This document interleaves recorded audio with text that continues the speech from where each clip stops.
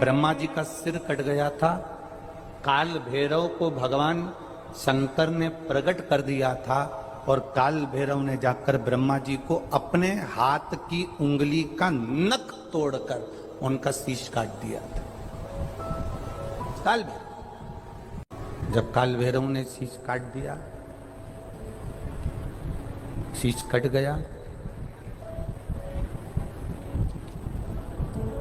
भैरव काल भैरव का आदर, सम्मान, सत्कार सभी देवताओं ने किया। भैरव क्षेत्र का देवता होता है। भैरव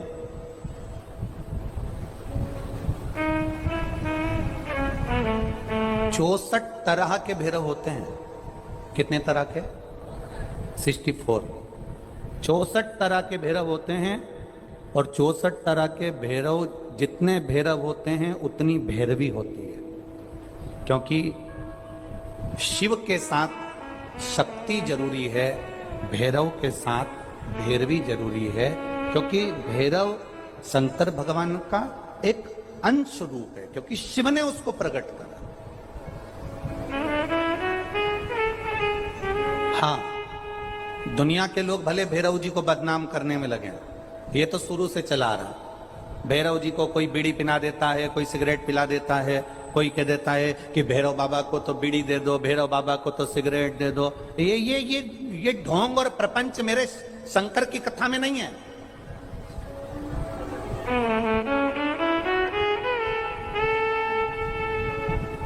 शिव का एक अंश है भैरव।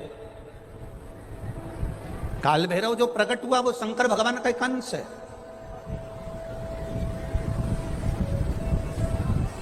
काल भैरव जो प्रकट हुए वो शिव का एक अंश रूप है।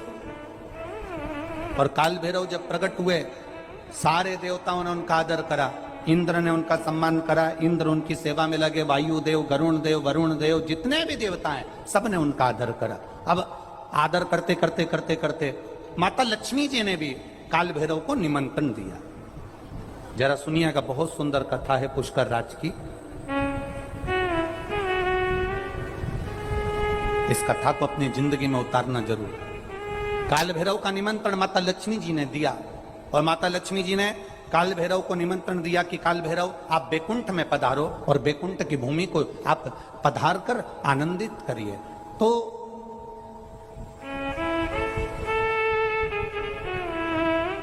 काल भैरव का काम क्या है? काल भैरव का कार्य क्या है? ये यहाँ राजस्थान की भूमि पर तो वैसे भी भैरू जी के मंदिर बहुत है। बोलो सही है कि गलत है? और पूरी दुनिया में जितनी भी, पूरी भारत की भूमि पर दुनिया के लोग कहीं पर भी लें, कहीं पर भी रहें, पर भैरू पूजने के लिए हमारे राजस्थान में आते जरूर हैं। भले वो कभी भी आए, पर राजस्थान में आकर भैरू पूज कर जाते ही। भैरव का काम क्या है? शंकर भगवान ने क्या केवल एक ब्रह्मा जी का सिर काटने के लिए काल भैरव को प्रकट करा? केवल एक कार्य के लिए ब्रह्मा जी ने, भगवान शिव जी ने काल भैरव को प्रकट करा? केवल एक काम के लिए?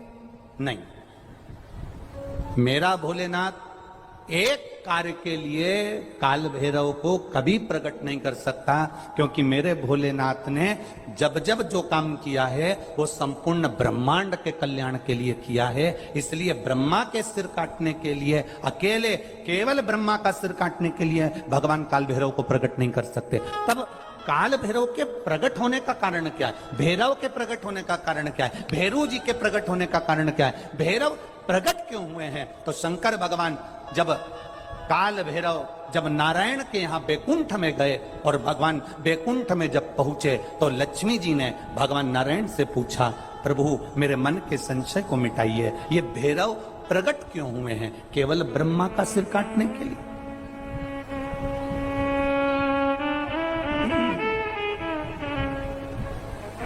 क्या ये ब्रह्मा जी का सिर काटने के लिए प्रकट हुए?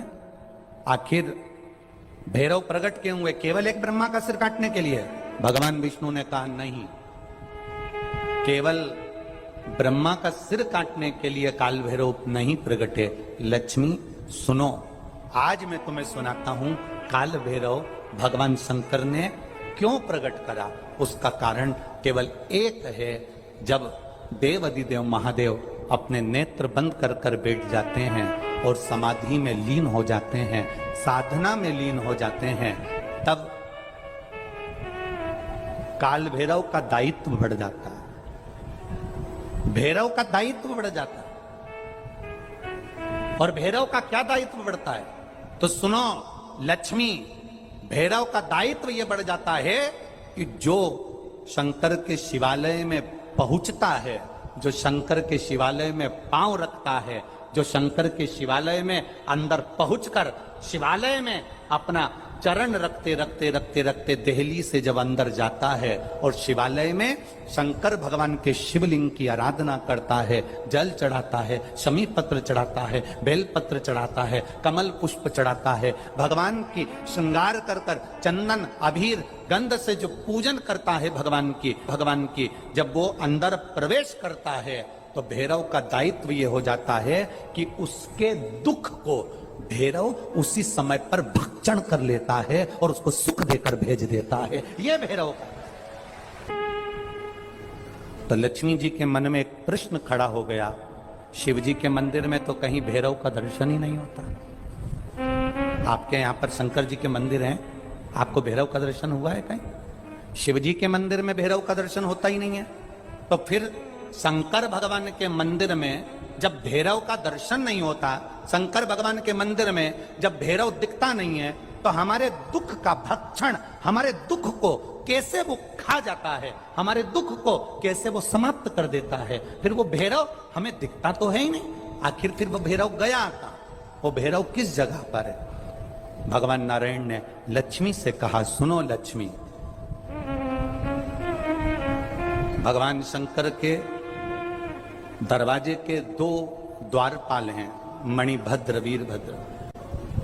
दरवाजे के, भगवान शंकर के दरवाजे के दो द्वारपाल हैं। और सुनो लक्ष्मी, वो दो द्वारपाल भगवान शंकर के दरवाजे के हैं। भैरव को शंकर भगवान ने अपनी ऊपर की चौखट का मध्य भाग काल भैरव को दिया है।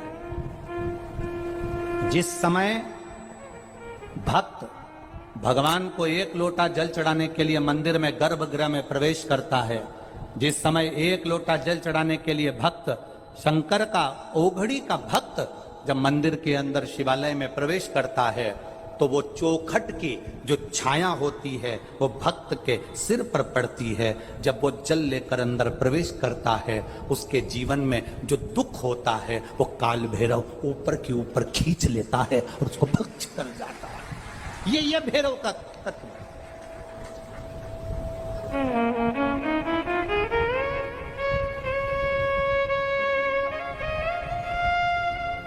भैरव और भैरवी का कार्य क्या है? आपको सुख देना। भैरव और भैरवी का कार्य क्या है? आपके भीतर यदि अहंकार आ गया, आपके भीतर यदि अभिमान आ गया, आपके भीतर यदि अभिमत्ता आ गई, आपके भीतर यदि कपट आ गया, आपके भीतर यदि बेईमानी आ गई, आपके भीतर यदि प्रपंच आ गया, आपके भीतर यदि काम वासना आसक्ति तृष्णा लोभ समाहित हो गया, तो भैरव और भैरवी इसको खींच लेते हैं। ये शरीर के अंदर एक तरंग के रूप में प्रवेश कर खींच लेते हैं भैरव और भैरवी। कि जैसे अष्टमी तिथि या नौमी तिथि किसी भी महीने की, चाहे शुक्ल पक्ष की हो चाहे कृष्ण पक्ष की हो, अष्टमी और नौमी तिथि ये दो तिथियां ऐसी हैं, मान लो तुम्हारा पैसा तुमने किसी को दिया, 5 लाख 4 लाख 3 लाख 10 लाख 8 लाख 2 लाख 50,000 25,000 20,000 40,000 और वो पैसा नहीं दे रहा आपको, आप हार गए कह के कर, फोन लगा कर, भैया दे दे रहे, परेशानी है, दे दे रहे भैया, हम तो परेशान हो गए, और हार गए, नहीं मिल रहा, बहुत परेशान। तो महाराज किसी भी अष्टमी या नौमी तिथि के दिन आप मां जगतजननी जगदम्बा का शिव के साथ में शिव शक्ति का स्मरण कर कर देवी के नाम की 9 आहुतियां सूखे बीले की, मतलब बीला जो सूख चुका है, फल जो सूख चुका है, उसकी 9 आहुतियां अग्नि में शंकर और सती के नाम से, शंकर और शिव के नाम से समर्पित करें, और आखिरी आहुति जो समर्पित करें उसमें थोड़ा सा भाग तिल का, और तिल भी काली नहीं चढ़ती उसमें, श्वेत तिल का भाग उसके साथ लगाकर समर्पित करें, और जिससे धन लेना है उसका नाम लेकर वो समर्पित करें महाराज, उसको सुध आएगी और वो पैसा किसी भी हाल में आपके हाथ में थमाकर जाएगा ही। शादी नहीं हो रही है, बहुत समय से लगन देख रहे हो, शादी नहीं हो रही, बहुत समय से परेशान हो गए कि विवाह ही नहीं हो रहा, हम तो टेंशन में पड़ गए, लड़की 28 साल 30 साल का लड़का हो गया, विवाह नहीं हो रहा, कुछ मत करो। अष्टमी तिथि आए तो अशोक सुंदरी वाली जो जगह है वहां पर हल्दी की 7 बिंदियां लगा दो, लड़का लड़की का हाथ उस बिंदी पर रखवा दो, उसका नाम गोत्र बोलो, उसी हल्दी में उसके हाथ पीले करवा दो, और पीपल के पेड़ पर उस हाथ के 5 छापे पड़वा दो, 3 महीने में विवाह पक्का हो जाता है महाराज। उसका इतना, अशोक सुंदरी के उस हल्दी का इतना प्रमाण।